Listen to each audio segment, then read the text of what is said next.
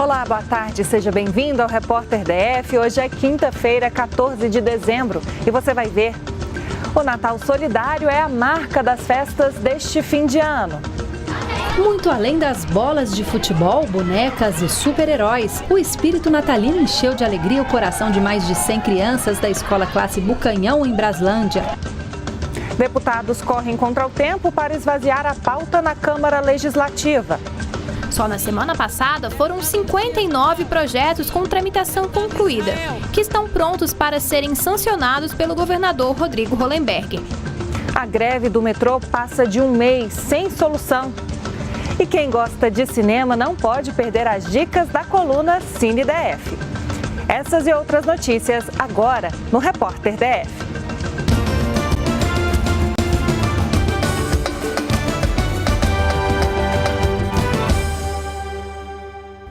A Polícia Militar do DF está recorrendo à tecnologia para chegar mais perto das comunidades e reduzir a violência. E agora conversa com a população por meio do aplicativo WhatsApp. Quem traz os detalhes desse assunto é o repórter Thiago Bittencourt. Oi, Thiago, boa tarde.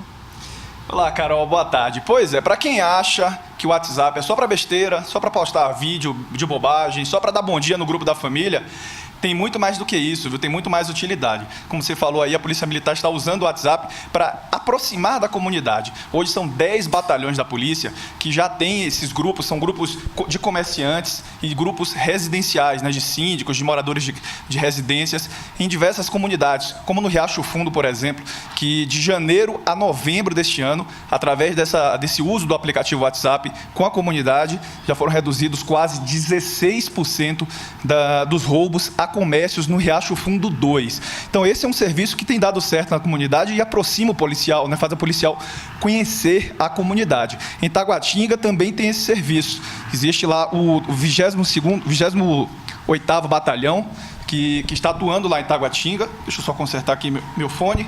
Está atuando lá em Taguatinga e por 24 horas. São 2 operadores que ficam no WhatsApp acompanhando as demandas da população por 24 horas. E aí eles passam as demandas para as viaturas que fazem as visitas e vão ver o que é que acontece na rua, né? Como é que a população está reclamando. Então, aproveita aí, inclusive, a gente está deixando o telefone na tela do batalhão do Riacho Fundo, do batalhão também lá de Taguatinga. E você que tem que é de alguma comunidade onde a polícia não tem ainda esse serviço, você podia juntar aí uma associação de moradores, de os síndicos, comerciantes, enfim, que pudesse conversar, né, com a polícia para usar esse serviço que é bastante interessante. Carol. Obrigada, Thiago, pelas informações. Boa tarde. Nos últimos dias de trabalho da Câmara Legislativa do DF, os deputados se esforçam para limpar a pauta de votação. Eles se preparam agora para votar o orçamento do próximo ano, antes do recesso. Na sessão de ontem, os distritais aprovaram em segundo turno os reajustes previstos para o IPVA e o IPTU do ano que vem. O IPVA vai seguir os valores estipulados pela tabela FIPE e deve render aos cofres públicos 985 milhões. Já a correção no IPTU será menor do que o GDF pretendia. Os deputados revisaram o percentual para 1,94%, acompanhando o índice mais recente da inflação. Nós mantivemos o mesmo índice da inflação. O governo queria mais, só que ele errou no prazo, portanto seria ilegal qualquer tipo de aumento. Nós emendamos e o reajuste do IPVA e do IPTU vai ser o mesmo do ano de 2017. A Câmara Legislativa tem até amanhã para votar o orçamento de 2018, que está estimado em 42 bilhões de reais. O projeto de lei de diretrizes orçamentárias, como é chamada a previsão de gastos do governo para o ano que vem, chegou para ser votado no plenário com mais de 700 emendas feitas pelos deputados. Cada deputado tem um percentual do orçamento do Distrito Federal para apresentar suas emendas, que na verdade são anseios da população, aquilo que ele escuta e coloca como proposta orçamentária em torno de 18 milhões e 500 mil reais, que é a média que vai ser apresentado por parlamentar nesse ano de 2017 para valer para o ano de 2018. Nos últimos dias, a Câmara Legislativa fez um esforço concentrado para limpar a pauta. Só na semana passada foram 59 projetos com tramitação concluída, que estão prontos para serem sancionados pelo governador Rodrigo Hollenberg. Entre eles estão o que institui o ensino médio em tempo integral e o que prorroga prazo de validade de concursos públicos quando as nomeações forem suspensas. Já era tarde da noite quando os deputados impuseram o revés ao governo. Eles derrubaram a proposta que autorizava o GDF a usar os recursos do Instituto de Previdência, o IPREV, para outros fins que não fosse garantir a aposentadoria dos servidores. Para impedir que o impacto político dessa manobra fosse maior, a bancada governista se retirou do plenário, não permitindo que outras votações fossem feitas. Na sessão de hoje à tarde, o embate entre oposição e governistas volta a acontecer na hora da definição do orçamento do ano que vem. A chuva que caiu no DF hoje de manhã provocou acidentes e deixou o trânsito congestionado. Na estrutural, principal via que liga Ceilândia e Taguatinga ao plano piloto, foram 2 ocorrências. O primeiro acidente envolveu um carro e uma moto. O motociclista fraturou o braço e foi transportado para o hospital de base. Logo à frente, um táxi bateu na traseira de uma viatura policial. Ninguém ficou ferido.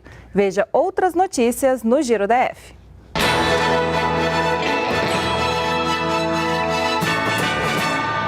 Na BR-020, próximo ao estádio de Sobradinho, um micro-ônibus que conduzia pacientes da cidade de Formosa para tratamento em Goiânia tombou. O motorista, de 57 anos, sofreu ferimentos leves. 12 passageiros ficaram feridos. Todos foram levados para os hospitais de Sobradinho e do Paranoá. Na tarde de ontem, um ônibus que conduzia 16 passageiros para Formosa também virou na pista. O acidente aconteceu próximo ao Vale do Amanhecer, entre Sobradinho e Planaltina. O motorista sofreu ferimentos no braço. No total, 11 pessoas foram transportadas para os hospitais próximos ao local. Começa amanhã, na Casa do Cantador, em Ceilândia, a 17ª edição da Folia de Reis. A abertura da festa ficará por conta da dupla Zé Mulato e Cassiano. As comemorações vão até domingo. Além das apresentações dos grupos de folia, haverá barracas de comidas típicas, artesanato e exposição de instrumentos musicais. A entrada é gratuita. Vamos ver quais locais passam pelo racionamento nesta quinta-feira. Nas regiões abastecidas pelo reservatório de Santa Maria, parte do Lago Sul fica sem água, também o setor de mansões Dom Bosco, condomínio Privé, Morada Sul, o Paranoá, também o Itapuã, setor de mansões do Lago Norte, trecho 13, Taquari, condomínio RK e também condomínio Império dos Nobres. Dos locais abastecidos pelo Descoberto, só o Gama fica sem água hoje. Nas regiões que têm sistemas isolados e pequenas captações, vai faltar água em São Sebastião, nos bairros Oeste, Morro Azul e Vila do Boa. Mais informações estão em facebook.com/repórter DFBC. Lembrando que pode haver instabilidade nas regiões que sofreram o racionamento ontem. E o volume do reservatório do Descoberto em alta registra 11,7%. O de Santa Maria também em alta, registra 24,1%. Vamos ver como fica a previsão do tempo para hoje. De acordo com o Instituto Nacional de Meteorologia, a temperatura mínima nessa madrugada foi de 18 graus. A máxima pode chegar a 23.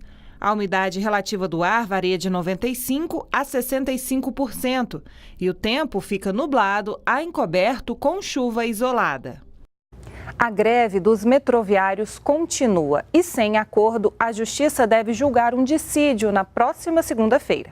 160 mil pessoas usam o metrô do DF todos os dias, ou usavam. Há pouco mais de um mês, a rotina dos usuários teve de ser alterada. Já são 35 dias de greve e os efeitos disso têm provocado muitas reclamações da população. Chega aqui na concessionária, não está funcionando, tem que vir andando para Águas Claras, descer e ir para a concessionária andando. Não estou gostando não, ela diminuiu bastante e tem trazido dificuldade para outras pessoas que precisam descer em outras estações. Do lado do metrô também teve prejuízo. Estações fechadas e redução no número de trens geraram perda de 7 milhões de reais nesse período. E o impasse entre a companhia e os metroviários deve continuar, pelo menos até o Tribunal Regional do Trabalho julgar o dissídio coletivo na próxima segunda-feira. O GDF nem o metrô tiveram condições, nem se prontificaram a ter negociação com a gente. Essa negociação já foi feita em 2015, né, onde a Justiça mandou pagar. Quando saísse da LRF, mandou pagar e o GDF simplesmente não honrou com a palavra. Os metroviários alegam que precisam de mais 600 novos servidores para atender plenamente a população. Número bem distante do que foi anunciado pelo GDF em outubro, quando prometeu chamar 188 concursados. Chega nem perto do quantitativo que realmente a gente precisa. Nós batemos realmente essa tecla de 620 pessoas, sim. Nós temos concursados aguardando para entrar e nosso sistema a gente vê a cada dia. O que acontece, a questão de falta de segurança, falta de funcionários, problema no sistema todos os dias. Os índices de problema não estão muito acima do que aconteceram durante todo o ano. Não acredito que seja por falta de pessoal, não. Não há nenhum indício que a falta de servidor tenha colaborado por isso. Até porque na área de manutenção a adesão à greve foi mínima. Hoje nós temos 242 vagas aprovadas. Então hoje o metrô não pode contratar acima de 242. O que se pleiteia é, além das vagas já aprovadas, dos empregos já aprovados no quadro, que a gente incremente mais 300 vagas. Isso é um processo que tem que ser aprovado, inclusive, pela Câmara Distrital. Nós vamos acompanhar ao vivo, com auxílio das câmeras do DR, como está o trânsito na cidade. Na tela, imagens da Estrada Parque Aeroporto, nas proximidades do túnel. Chuva na pista merece a atenção dos motoristas. E a seguir, Detran premia alunos por educação no trânsito. Não sai daí, a gente volta já.